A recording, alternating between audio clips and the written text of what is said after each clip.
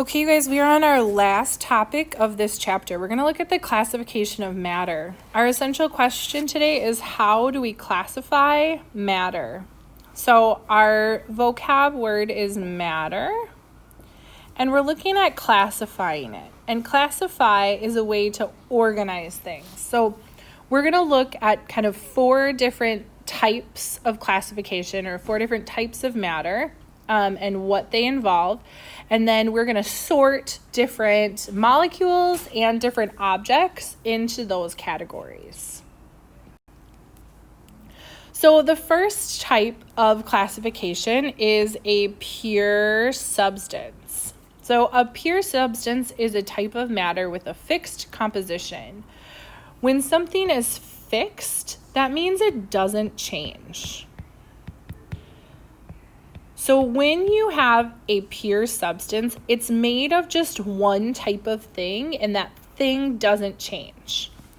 So examples are going to be things like helium, aluminum, water, and salt. When we say those things, they're always made of the same type of thing.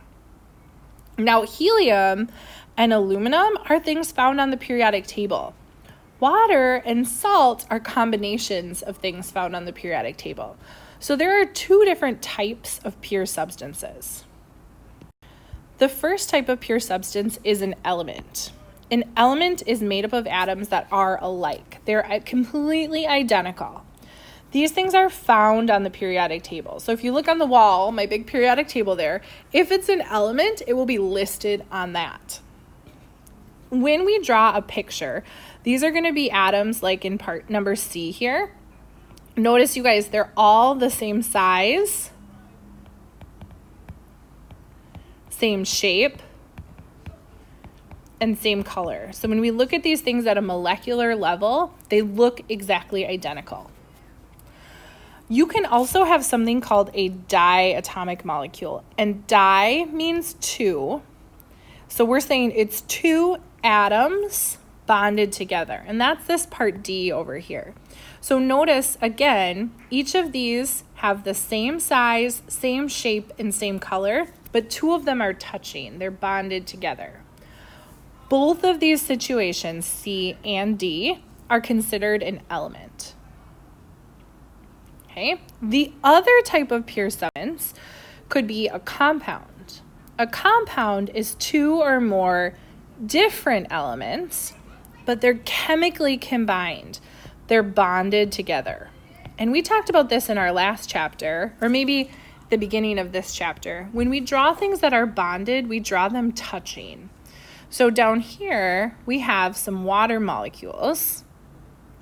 And we can see that the white ones here are going to be the hydrogen, and the red ones are oxygen. So we have 2 different things bonded together. They're touching. But in this sample, all of these are the same. So we've got 1, 2, 3, 4, 5, 6, 7, 8, 9, 10 molecules that are identical. They're all water. So if you have a sample where all the different compounds are identical, they look the same, that's still considered a pure substance because all you have there is water. Most things that we come into contact with are not pure substances. Usually, there's a couple of different things involved. So the next type classification, before the next type, one more word about compounds. Compounds aren't the same as the elements. So when we look at water, we've got hydrogen is one element. Hydrogen is a clear gas. Oxygen is also a clear gas. It's around us in the air right now. When you put it together into H2O, that's the molecule we were just looking at, it's a clear liquid. So the properties of the compounds are not the same as the elements that make them. When I put 2 clear gases together, and hydrogen and oxygen are pretty reactive. They're flammable. I make water, which is a clear liquid, which is not flammable, not reactive. And so it's really different than the parts that they're made up of. Okay, the next type of classification is called a mixture. A mixture is when you have 2 or more pure substances that can be separated by physical means. So with a compound, they're touching together.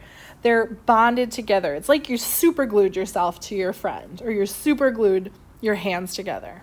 In a mixture, the things are not touching each other. So when I look at my beaker here, I've got a red thing.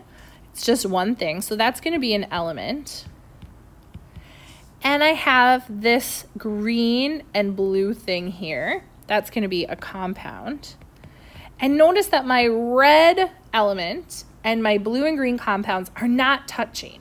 They're in the same beaker, so they're mixed together, but they're not bonded together. I could easily pull out either my element or my compound. So this is a mixture that has an element in it, and it has a compound in it. When we look at this molecular level, we can pick out the different pieces. So I'm going to look at these pictures. I'm going to circle things that look the same. So I'm going to circle this one, this one, this one, and this one. Those four things are all the same. I would say that it's multiple things touching together is a compound. Okay, and now I see something different in there.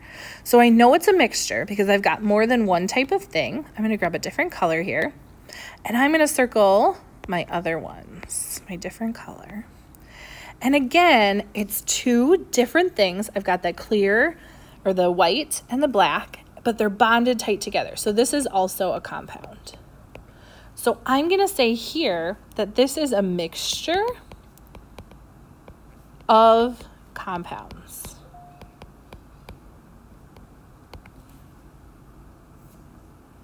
Okay. Now I want to analyze the next one in the same way. So I'm going to circle all the things that look the same. I've got one. So I've got these clear, or the white round things. It's just one type of thing. That's an element.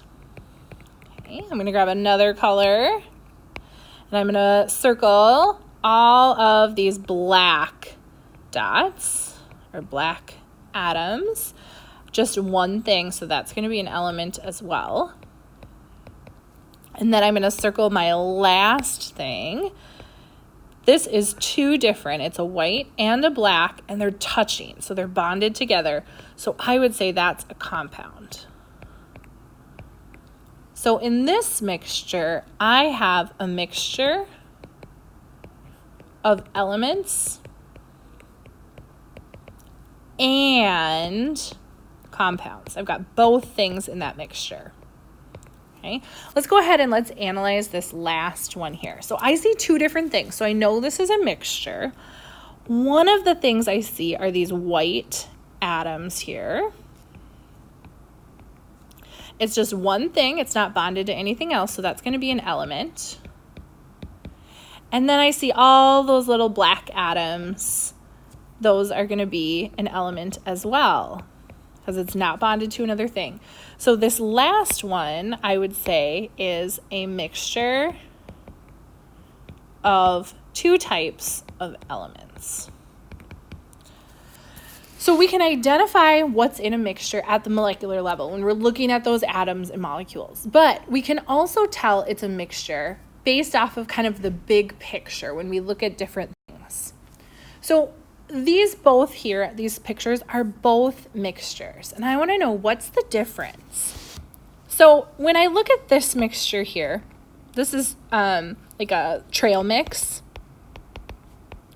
I can see that I've got maybe almonds, peanuts, cashews, M&Ms, raisins, all these good things. And I can see what I want. And you know what? I am not a fan of cashews. So when I eat this, I would pick everything else out and I would leave the cashews. It's really easy for me to leave the things I don't want. In this one, this is lemonade, or this is Kool-Aid.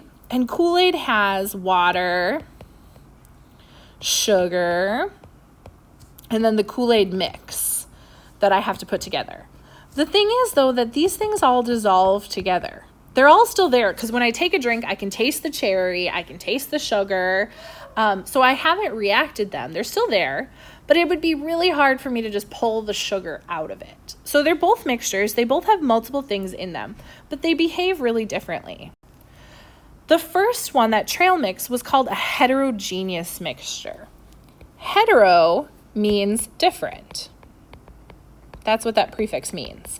So in a heterogeneous mixture, you can see all the different parts. You can tell what's in there.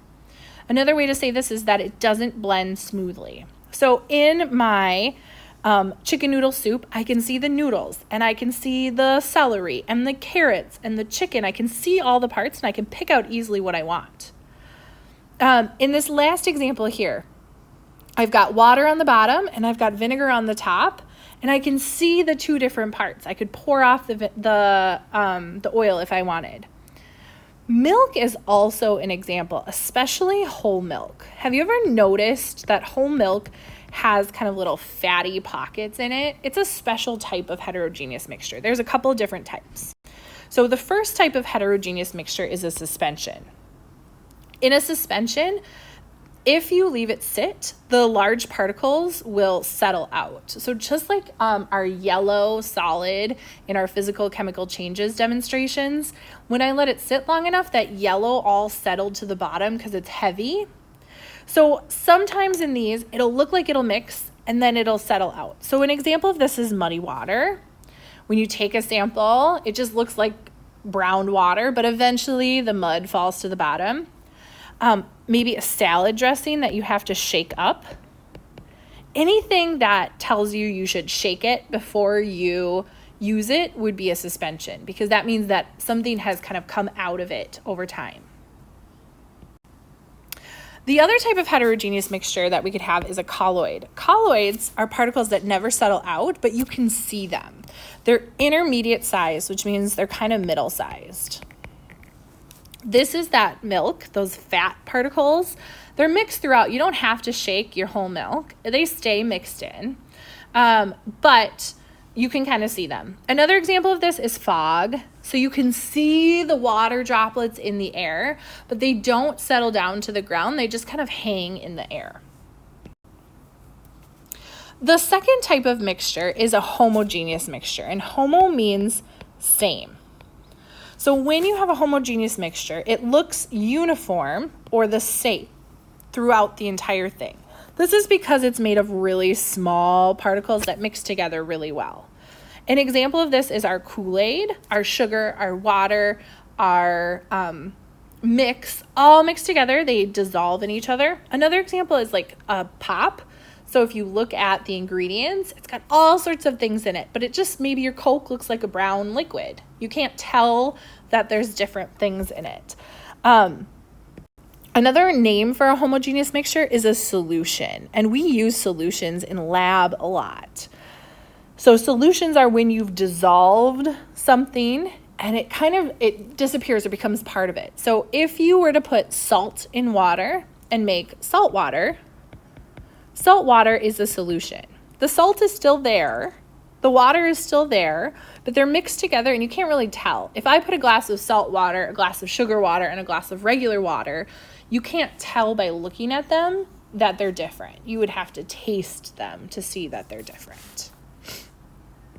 So you guys, we can use this chart to help us decide. So remember, anything that has mass and takes up space is matter. So then we have to ask ourselves, okay, is it a mixture? If it's a mixture, remember it has multiple things in it. Or is it a pure substance? Is it just made of one thing? Once we decide that, then we can break it down even further. If it's a mixture, we can talk about hetero if it looks different. And we can say homogeneous if it looks like one thing. Okay. And same thing with a pure substance. If we're looking at it, it's an element. We're going to find it on the periodic table: oxygen, gold, iron, just one type of atom. And if it's a compound, then it's things bonded together. So it's multiple atoms bonded. Okay, so before we leave, let's do one quick example. If you see the words shake well before using on a container, what type of mixture is it likely to contain, and how do you know? Well, the shake well tells me that this is probably going to settle out. And so I need to shake it up so it doesn't settle out. So I'm going to look back and I'm going to see, okay, the thing that I need to, or that I know is going to settle out is going to be a suspension. And a suspension is a type of heterogeneous mixture. And I know because I can see all the different parts. I can see what's in it. Think about like high pulp orange juice where all the pulp settles to the bottom and you got to shake it back up. Otherwise, you get the juice at the top and then the end of it is just really chunky and gross. Okay. You guys are going to use your Chromebooks to do some practice with this. So there is a quizzes linked in our Google Classroom. It is, I think, 16 questions that has you decide, is it an element, a compound, and then what type of mixture it is. So that is homework, and I expect that to be done by Monday. Have a good weekend.